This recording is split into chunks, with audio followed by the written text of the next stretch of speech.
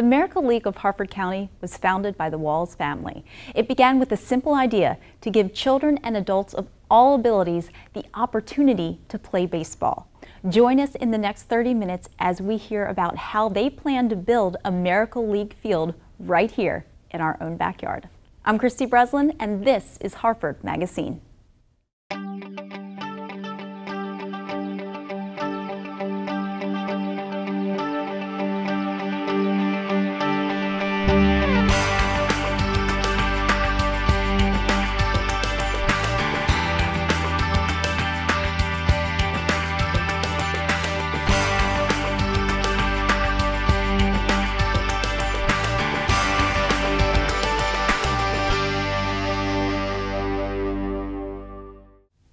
Tom Walls is the president of the Miracle League of Harford County. He has been instrumental in bringing this fantastic organization to our county. He is also the owner of Plaza Ford, and he has graciously allowed us into his home today to do these interviews. Thank you so much, Tom. Thank you, Kristy. Thanks for having me. Tom, what is the Miracle League? The Miracle League, Kristy, is a ball field for people with special needs and disabilities. We will get leagues together, baseball teams together, and provide a place for them to play baseball. The Miracle League started in Conyers, Georgia in the year 2000, was when their first field was opened. There's currently about 280 fields around the United States and Canada. It was started by a man named Dean Harford. And fascinating enough, they had their first all-star celebration weekend in Findlay, Ohio back in the middle of September. And we were able to go there and participate in it with a young man from John Archer. Josh Paul was his name, and it was just a great weekend to be there and see them play. What makes this field different from any other baseball field? The ball field is completely flat. I've got pieces of the material here. It's pliable. It's specially designed. It's latex free, and it's a shorter ball field than what you would find in a normal ball field for Parks and Rec Council and Little League. Where is the field going to be? Field's not built. We're in the capital campaign phase of the project. The field's going to be at the Shucks Road Baseball Complex on Shucks Road in Bel Air, and it's a Harford County Parks and Rec complex. Tom, what is your mission? What are you really hoping to accomplish? We're trying to accomplish getting the special needs community inclusive in our community. Because we will have buddies with the ball players, able-bodied buddies, so that way the child that has a special need will have someone that's able-bodied. It may be another little leaguer somewhere in the complex coming out. It could be a volunteer coming from just the general public, but this is for them. You know, it's just a ball field for them. And seeing them play on a field like this is just phenomenal. When can we expect the field to be completed? Well, it all depends on how fast our money comes in. We're hoping to break ground sometime over the winter. We're working with the Cal Ripken Senior Foundation for the construction phase of it. They're telling us from groundbreaking to ribbon cutting will be 100 to 120 days. So the sooner we can get the ground broke, the sooner we can get ball playing on it. We realistically think it's going to be at August to September 1st opening next year. How do you receive the funding? Because we know we need the funding to make this happen. We do need some funding, Kristy. We need about $550,000 for this particular field. There's two fields we could build. We have two options. The one that's mandatory is a 120-foot fence from home plate. We also have the option of 150-foot. This would provide an opportunity for the Wheelchair Softball Association to come in and play on it. And our committee decided that, hey, that'd be a good time for the Wounded Warriors to come in and play too. So that would be an $850,000 field. So we need a lot of funds for that. But we have a donation site set up on our website, www.mlharford.com, that you can donate, or you can send checks in. And that address is 2202 Byton, B-Y-T-O-N, Court, Forest Hill, Maryland, 21050. Now, are Harford County residents invited to come out and support the games? We would be happy to have them come out. If we need to set up extra bleachers, I think we can get someone in the county to realize that and get extra bleachers there. We're going to probably have 2 or 3 sets of bleachers when we start out. But we'll have a big open outfield fence. I think we could put bleachers around if we needed to. It would just please me more than anything else if we could have 500, 600 people there watching a ball game. It would just be fantastic. Now, I assume that we'll have Coach Tom out there? Coach Tom will be there, very much so. I don't know if I'm going to be pitching or if I'm going to be a buddy, but I will be there. Do we need other coaches? We're going to need coaches, we're going to need team moms, we're going to need extra buddies out on the field, because some of these people playing will need to have their attention kept all the time. So they roll balls to some of these players just to keep their attention span, in the game instead of going in a daze.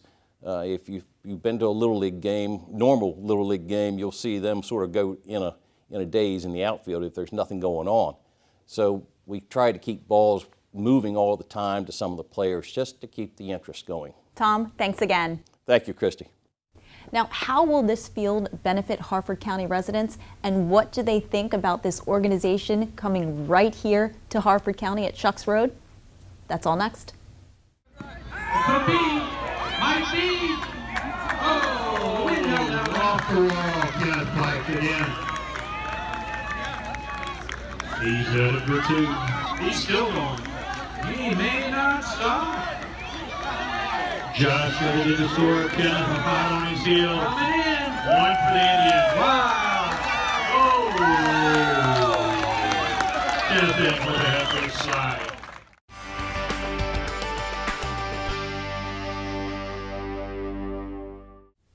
Julie Chamora is on the board of directors of the Miracle League of Harford County. She has worked with the disability community for many years, and she is here to tell us about why this project, this organization, is so important to her and why it's going to be important to Harford County. Hi, Julie. Hi, Kristy. Now, Julie, let's talk more about the vision of the Miracle League. The vision of the Miracle League is to build a handicap-accessible field for children, teens, veterans, adults that are in wheelchairs, walkers, anyone who needs access to a field that normally can't get on a normal field. This is the field for them. How large is the disability community here in Harford County? Kristy, I don't have an exact number, but the disability community, just with our children and teens and organizations like the ARC Northern Chesapeake, we're probably well over 2,000 members in the community. Let's elaborate on some of the disabilities that our players may be facing. For the field is really being designed for individuals who have physical disabilities.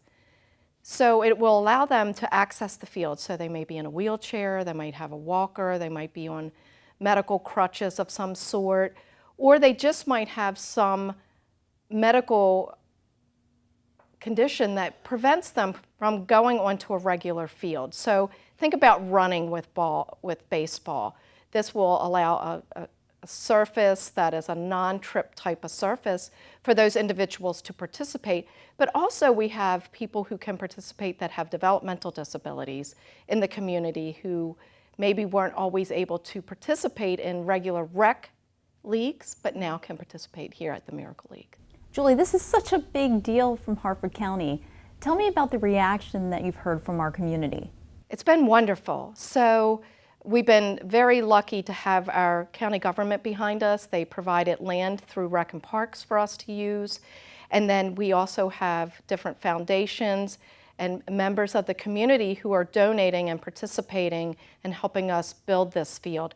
They realize the impact to the overall community and how positive it will be. How do you think that this impacts the children psychologically, being a part of the Miracle League? Well, it's like a ripple effect. So if I can just elaborate on that a little bit. So you not only have the individual who's going to be playing on the field, we also are going to have buddies that are going to be participating on the field. We're going to have families that are there watching them, grandmoms, grandpops, uncles and aunts that come out to support them. Now there's a conversation, Kristy. They can go to school, they can be out in the community, they're going to be part of something bigger. They are going to be included and now can have conversations about our national pastime, baseball. Everyone loves baseball. Now they can start that conversation People can have conversations with those individuals. So it really is much bigger. It's about relationships. It's about really being included and being one within our community. Are there teams? Are there practices? How does it work? How does the league actually come together? Yeah, so when we first start, we are going to have teams. Each team member is going to have a buddy.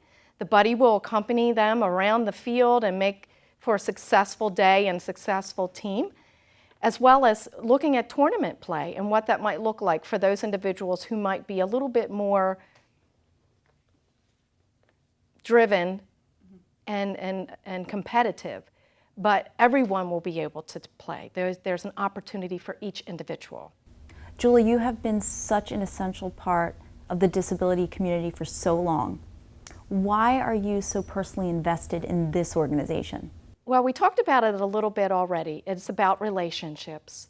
And the biggest thing for us is that the community, these folks have always been part of our community, but maybe not visible.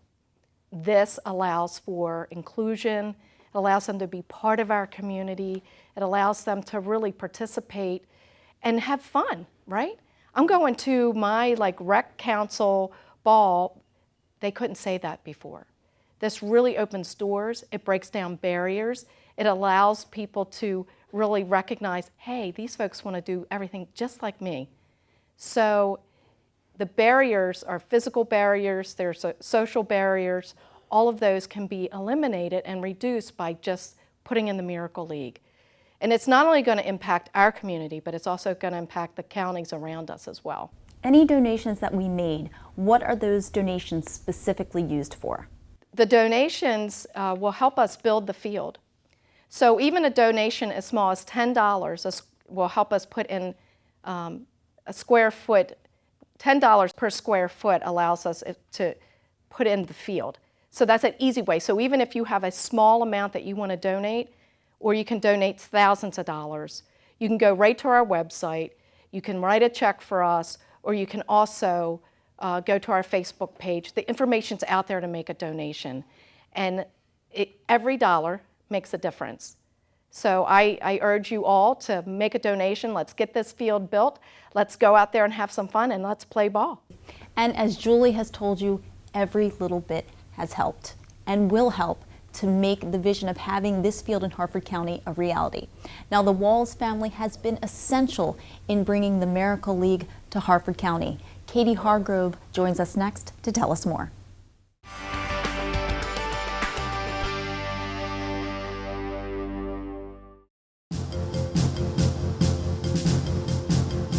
Hi, I'm County Executive Barry Glassman with some good news. My administration has launched Harco Mobile, a free mobile app for the county website. Harco Mobile makes it easy to access county parks and rec programs, bus schedules, meeting calendars, and much more. Visit the county website for instructions to download Harco Mobile and have county resources delivered in the palm of your hand. Katie Hargrove is the Vice President of the Board of Directors of the Miracle League and, of course, a very proud member of the Walls family that has just given so much back to Harford County. Hi, Katie. Hey, Kristy.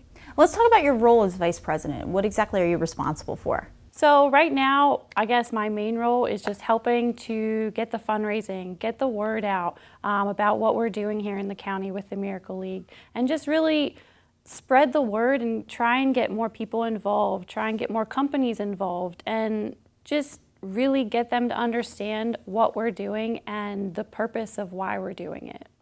Now, Katie, how does being part of the Miracle League benefit companies, or how would it even benefit an individual that wanted to support it? So really the sponsorships, I mean, obviously there's naming rights available, so the companies that want to spread the word and have that naming right, but then that'll also allow them to be involved with the Miracle League.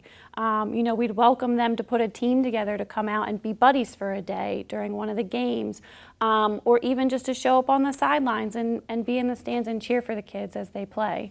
But then beyond that, even just anybody can come out and volunteer on a weekly basis, or even if they just have one Saturday or Sunday to give, they're more than welcome to come out and be a buddy. We have so many volunteer opportunities. There's pages of volunteer opportunities. I mean, we need coaches and we need buddies for all the players, and then we need people to coordinate everything. And a lot more goes into it than I think people even realize, even more than I realized at first.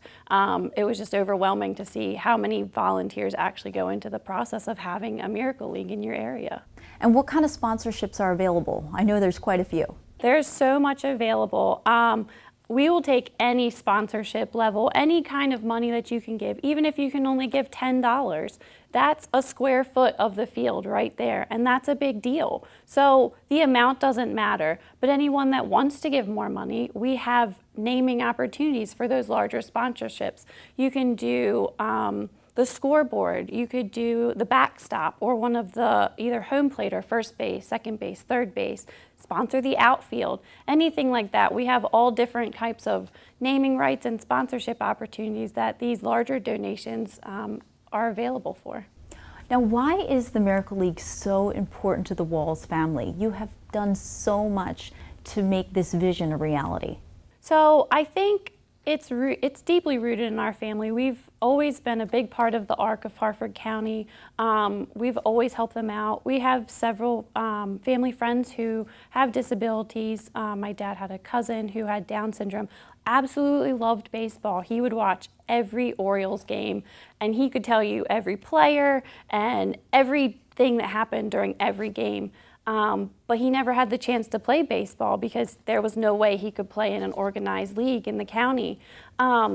So, you know, just like little things like that over time. My dad was my coach in softball for 14 years of my life. And for probably 6 or 7 of those years, we had a little girl on our team. She had a sister in a wheelchair, and she was always confined to a wheelchair, and she could never play, but she came to every game, and her mom would haul that wheelchair across Forest Hill Rec Complex. And some of those fields are not easy to get to, and she would bring her other child to every game because she was so interested in watching her sister play. But she was never able to play because there was no way her wheelchair could go over the dirt and the grass and the difference between the two. So just little things like that. Just once we heard about the Miracle League, it just became a passion of ours to really jump in there and get one for Harford County. Katie, let's talk about the different parts of the field. There's so much that goes into this, so much that sets it aside and makes it different from just the typical baseball field. So I think the biggest thing that sets it apart is there's no trip hazards on this field. It's a completely poured rubber surface, and then it's painted to look just like a baseball field. And I think that's the biggest thing. So any child, whether they're in a walker or a wheelchair, or they just stumble over their feet. I mean, even I do that. So I can't imagine, you know, I mean, it's so simple for them. It's just a flat surface. They can't trip over the bases or running into the grass from the dirt or transitioning, anything like that. There's no tripping hazard for them. And I think that's the biggest thing that sets it apart from any other field in the county. And it's non-latex, which is also a big thing. The Miracle League has found that latex allergies are more prevalent when a child already has some other form of disability. So the Miracle League makes sure that this is a completely latex-free surface so that there's no allergy problems either. And I think that's another thing that we have to remember as well. Katie, from what I understand, you selected one young man to travel all the way to Ohio to represent the Miracle League. It was the experience of a lifetime. Tell us about this young candidate. So we took a young man named Josh from John Carroll back in September.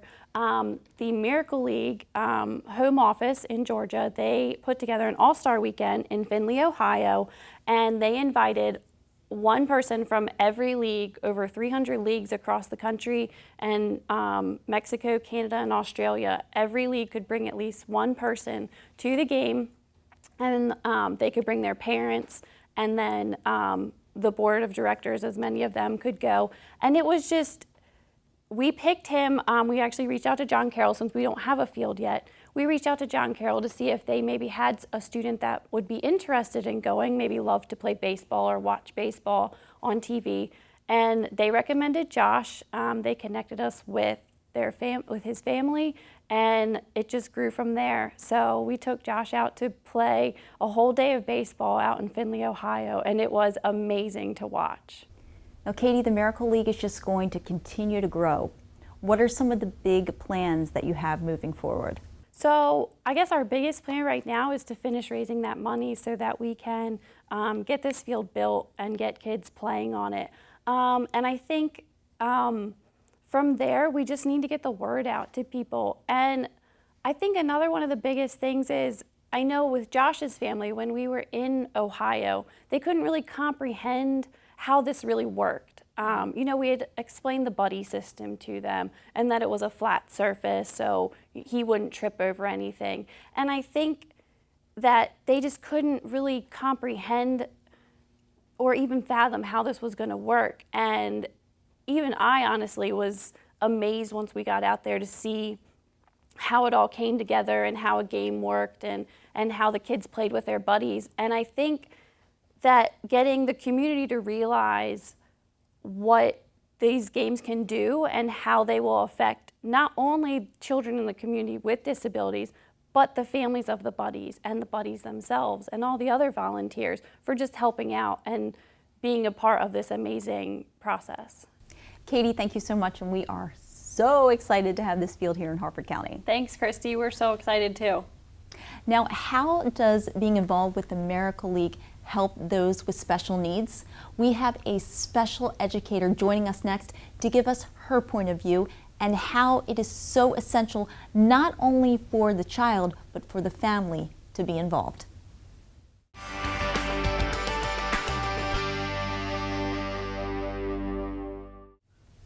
Kim Mayforth is a special educator here in Harford County and the very proud mother of Ben Mayforth. I had the pleasure of meeting Ben years and years ago, and wow, what a wonderful young man he's turned out to be, Kim. Well, thank you, Kristy. Kim, I had the pleasure of meeting Ben many years ago. Tell our viewers about your son, Ben. Well, Ben met you many years ago when he was about 5 years old and working with the March of Dimes as an ambassador.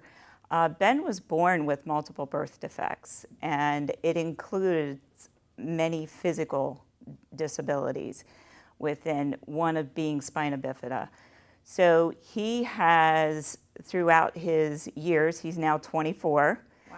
recently graduated from the University of Missouri, and actually went to the University of Missouri to play wheelchair basketball for the college. He's been involved in adaptive sports since the time he was in 7th grade, and is now started a new sport because he also competes in wheelchair lacrosse and now has begun adaptive rock climbing. That's incredible. Yes, it's just a little scary as a parent to watch, but it is incredible to watch him monkey up the wall, as I call it. Kim, how has being involved in all these team sports helped Ben? How has it boosted his self-esteem? It has provided Ben with a numerous self-confidence. These sports have given him a sense of community. He originally thought he was going to be doomed to watching his sister play athletics, and he was such an athletic-minded young child. He was starting to become depressed from that. So he found an adaptive sports program out of Kennedy Krieger. It was the Bennett Blazers when he was in middle school. He started playing sled hockey, started doing track, and it gave him a sense of community, a sense of pride, and he really boosted his self-confidence. Ben is setting such a great example for others. Tell us about this recent trip to Austria that you took. In mid-September, Ben and I traveled to Austria so that he could compete in paraclimbing worlds. He went to the national competition in June and was on the podium in 2nd place. So that allowed him a bid to Worlds. And we had the opportunity to be at Worlds both with able-bodied climbers and with paraclimbers from 70 different countries. and he competed on a world level. That's incredible. Came in 10th in his category, so it was middle of the road, but he really setting new standards. Kim, tell us about your work as a special educator. I actually went into special education after Ben was born, just to make sure that I could provide him with what he needed to educationally, and just being connected to find different avenues for him to be as healthy as he could be. So I've been a special educator with Harford County for many years. I first started as a classroom teacher, but my work right now is with families. I work with families that have children that are experiencing a delay in some area, or have medical complications, or have spina bifida, like my own experience. And it's very rewarding to see these children as they grow up and become part of the community. And families are really looking for avenues to provide self-confidence and that social emotional growth in their children. As a special educator, give us your point of view of the importance of being involved in team sports. It is tremendously important to include them in communities. We include them in school, regular classrooms, with children who are developing. Typically, it is tremendously important. It provides benefits for both. It gives the children who have a little more difficulty or special needs partnerships, and it builds relationships with those children, typically developing children. And it also shows typically developing children, there are people that are different than I am. They learn a little bit differently than I do. They have a need, but they're still a person. And we need to build relationships with them. Now, how has being part of the Miracle League really helped Ben? What made Ben really want to be a part of this specific organization? Tom Walls the Walls are family friends. We've known them for years. They asked Ben to become a member of the board because they know that he played all these adaptive sports. And Ben at one point played adaptive softball. So he has some connections with some of those people with disabilities. So that's how Ben got involved.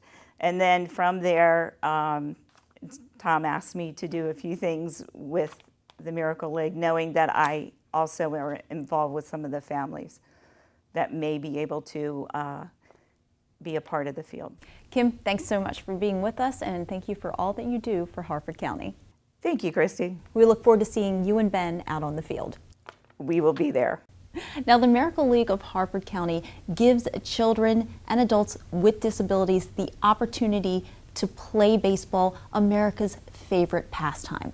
If you would like to learn more about the Miracle League, how you can donate, how you can volunteer, maybe even become a coach, you can visit their website at mlharford.com. I'm Kristy Breslin. See you next month on Harford MagaScene.